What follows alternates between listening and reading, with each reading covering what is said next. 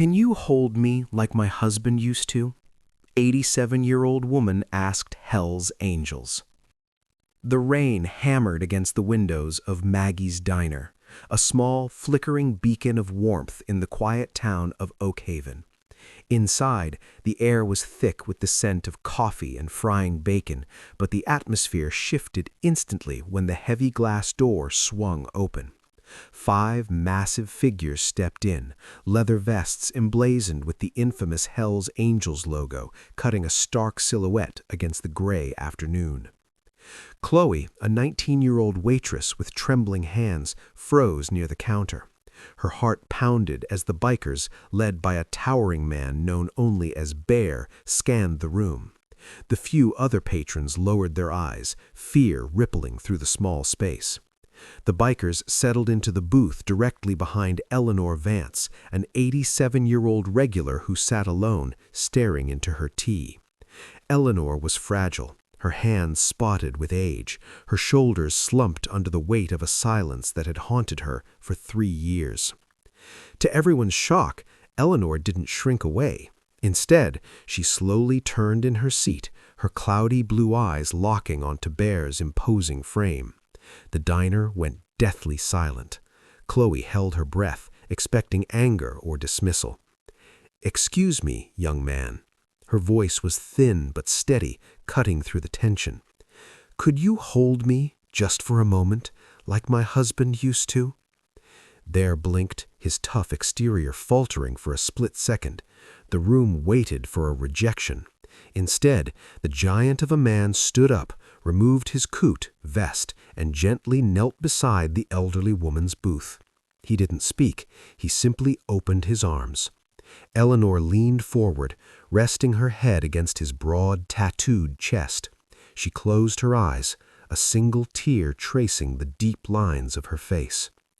"He was a mechanic," she whispered, her voice barely audible, yet carrying through the silent room. "Big hands, strong arms. He made me feel safe. Since Arthur passed, the world has felt so cold. I just missed the feeling of being protected."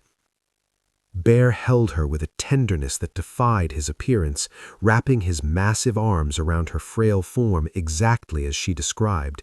It wasn't a romantic gesture, it was a profound act of human compassion, a bridge built between 2 vastly different worlds.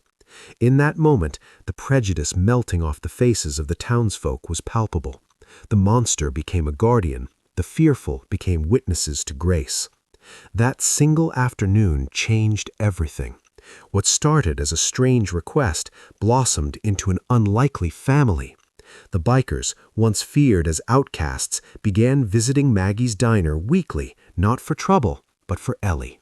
They fixed her leaking roof, mowed her overgrown lawn, and cleared her snow-covered driveway in the winter.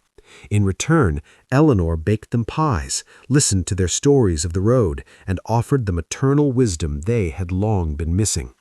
The town watched in awe as the Hell's Angels became known affectionately as Eleanor's Boys. Fear transformed into respect, and isolation gave way to community.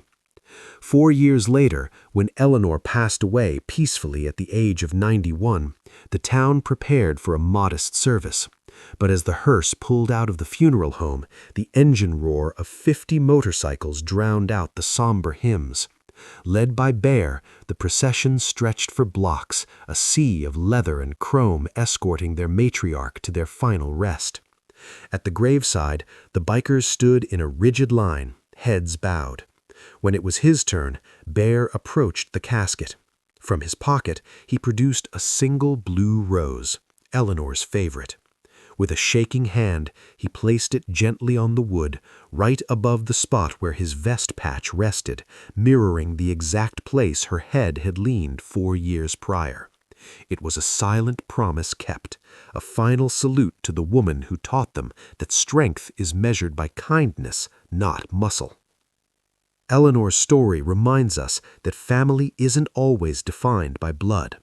Sometimes family is the stranger who shows up when you are broken, the person who offers a shoulder to lean on, and the soul who sees past the surface to the heart beneath. In a world quick to judge, let us remember to offer second chances and unexpected kindness. If this story touched your heart and restored your faith in humanity, please like, share, and subscribe to our channel. Your support helps us spread hope and emotional stories to millions around the globe.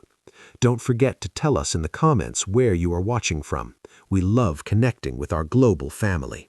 Thanks for watching.